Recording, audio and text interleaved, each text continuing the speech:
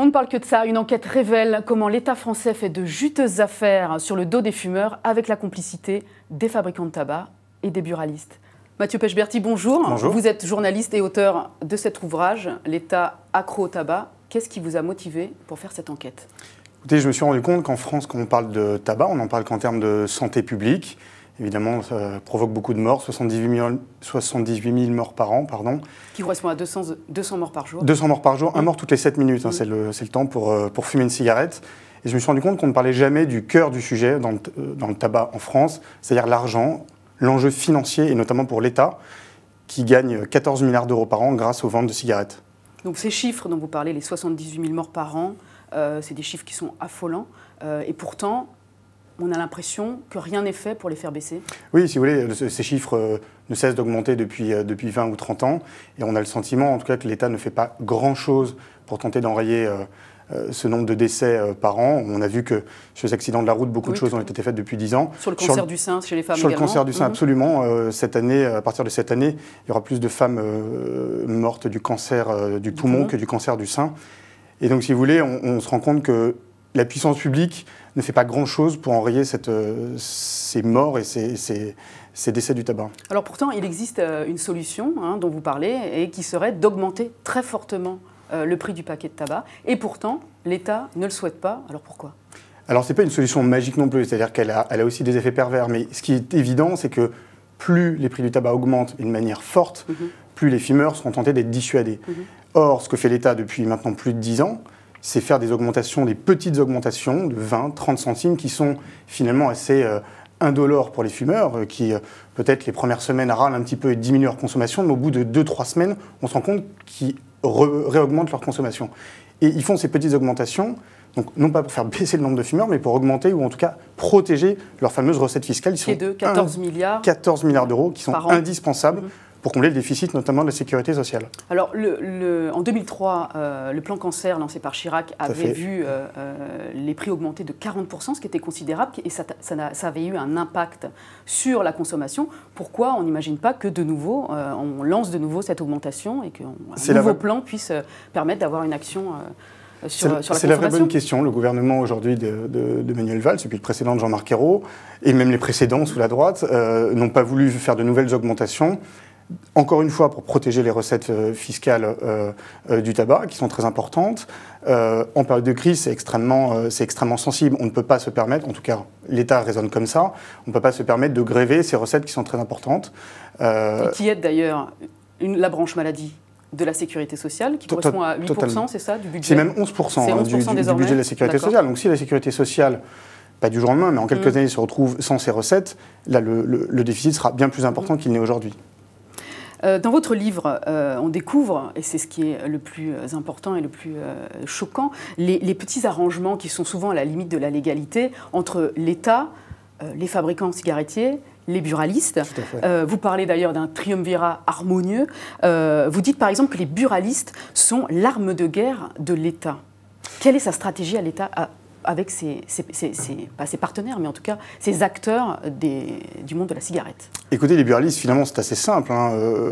Pour le commun des mortels, ce sont des commerçants qui en achètent ses cigarettes, son petit café, son journal. Pour l'État, les buralistes, ce sont des agents des impôts qui, tous les jours, partout en France, il y a 26 000 buralistes en France, remontent à l'État des recettes. C'est 30 millions d'euros qui sont remontés à l'État tous les jours grâce aux ventes de cigarettes. Donc l'État protège énormément les buralistes pour ces raisons financières. Il les protège aussi, évidemment, pour des raisons politiques, puisque les buralistes sont ce qu'on appelle des leaders d'opinion, un peu comme le sont les taxis, on l'a vu il y a quelques mois. Et un buraliste qui dit du mal du gouvernement, forcément, c'est un désavantage pour les prochaines élections. Et vu l'ambiance actuelle, le gouvernement évite de les froisser, même quand le gouvernement est de gauche, parce que les buralistes sont plutôt en général de droite. Et quelle est la stratégie aussi mise en place par l'État vis-à-vis des cigarettiers et les arrangements, comme je vous le disais, et comme vous le dites dans le livre, à la limite de la légalité, voire parfois illégaux entre eux? Alors, il y a plusieurs choses. C'est assez simple. Aujourd'hui, un paquet de cigarettes, 80% du prix de vente revient à l'État, 10% revient aux fabricants et 10% revient aux buralistes. Donc tous les trois ont le même intérêt. L'État, comme les fabricants et les buralistes, ont intérêt à ce que les prix augmentent pour gagner plus, ou en tout cas à ce que les ventes ne diminuent pas trop. Donc l'État, finalement, est permanence main dans la main avec les fabricants de cigarettes pour faire en sorte que les fabricants vendent toujours plus, ou en tout cas ne vendent pas moins. Ce qui fait que les politiques de santé publique, qui disent qu'il faut fumer moins, ne sont pas suivis d'effet. Tout à fait, ils sont même en bisbille souvent avec le ministère du Budget. Complètement. Le ministère de la Santé a beau avoir des discours anti-tabac, ils n'ont pas de politique très efficace derrière, parce que ce n'est pas le ministère de la Santé, ce n'est pas Mme Touraine en l'occurrence, qui décide des prix du tabac. C'est Bercy. Mais c'est Bercy, en l'occurrence M. Sapin et M. Eckert. Alors on découvre dans votre livre les liens étroits entre les dirigeants, fabricants de cigarettes et l'administration des douanes par exemple. On découvre que les cigarettiers se réunissent en secret dans certains palaces parisiens. Ils ne vont même pas dans les restaurants, ils se mettent carrément dans des suites ou dans des chambres pour se réunir. Qu'est-ce qui vous a, vous, le plus choqué parmi ces pratiques au sein de cet univers? Alors ce n'est pas tant l'entente de l'oligopole des fabricants de tabac, il y a dans beaucoup d'industries des ententes, on l'a vu dans le... C'est illégal. C'est illégal, certains il faut le dire, on est d'accord, on a été condamnés, mais ça existe dans d'autres industries, on l'a vu dans les télécoms il y a quelques années. Non, ce qui est le plus choquant, je trouve, c'est vraiment la collusion entre l'administration française et les fabricants de tabac, où on peut penser que l'administration devrait avoir un rôle, en tout cas, de service public, ou en tout cas défendre l'intérêt public. Et en réalité, comme je vous l'ai dit, comme l'administration a intérêt à faire remonter le maximum de recettes fiscales, elle a intérêt à faire en sorte que les fabricants de tabac continuent à vendre toujours plus ou au moins maintenir leur vente de cigarettes.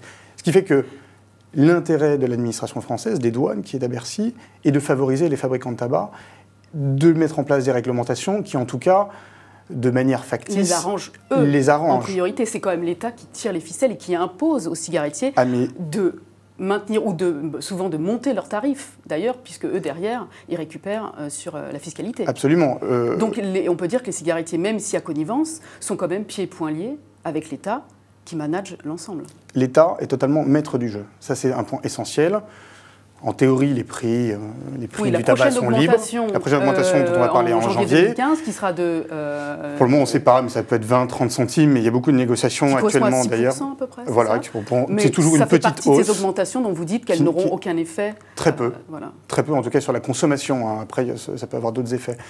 Mais si vous voulez, il y a, de la part de l'administration française, il faut faire en sorte de verrouiller ce marché pour faire en sorte qu'il tienne et pour protéger ces fameuses recettes. J'imagine que par rapport aux informations que vous donnez, à l'enquête que vous avez menée, on a dû chercher à vous empêcher de la mener à bien. Est-ce que ça a été le cas ? Alors en tout cas, on ne m'a pas aidé, ça c'est évident, les fabricants de tabac bien évidemment, mais ce qui était assez surprenant, c'est que l'État, dans sa globalité, ne m'a absolument pas aidé, bien au contraire, j'en parle dans le bouquin, je leur adresse à la fin du livre un carton rouge, si vous voulez, parce que ce soit Matignon, que ce soit Bercy, que ce soit l'administration fiscale, personne ne m'a répondu, ou on a répondu à des questions que j'ai faites par écrit, et les réponses sont d'une banalité et d'une langue de bois très importante. Et si vous voulez, l'État ne veut pas qu'on parle de l'argent du tabac. L'État ne veut pas, en France, qu'on dise qu'il profite de l'industrie du tabac, alors que dans la réalité, c'est le cas. Vous avez été menacé même ?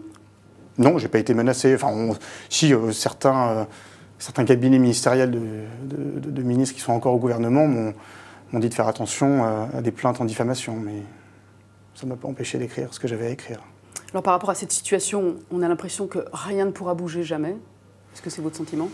Écoutez, moi je pense que ça pourra évoluer à la marge, c'est-à-dire je pense que d'ailleurs le gouvernement est en train de réfléchir à comment ne plus être aussi lié à l'industrie du tabac, mais le gouvernement ne va pas casser ce jouet, l'administration fiscale. Pourtant à l'étranger on a vu des situations où même certains pays bannissent totalement même la cigarette. Oui, mais en France on est très en retard là-dessus.